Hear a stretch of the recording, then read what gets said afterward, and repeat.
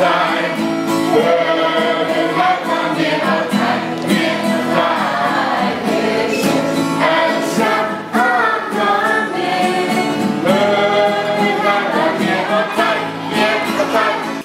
það var bara rosa góð mæting og rosa stuð.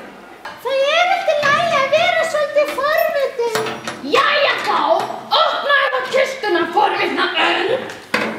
Það í rauninni bara að vanda okkur, fyrst og fremst, og að börnunum líði vel í kirkjunni og þessi mikilvægi boðskapur sem kirkjan hefur að miðla, hann komist til skilana, til barnana, þannig að þau skilja hann. Já, svo náttúrulega líka alltaf markmið okkur að hafa bara rosa gaman og stuð. Já.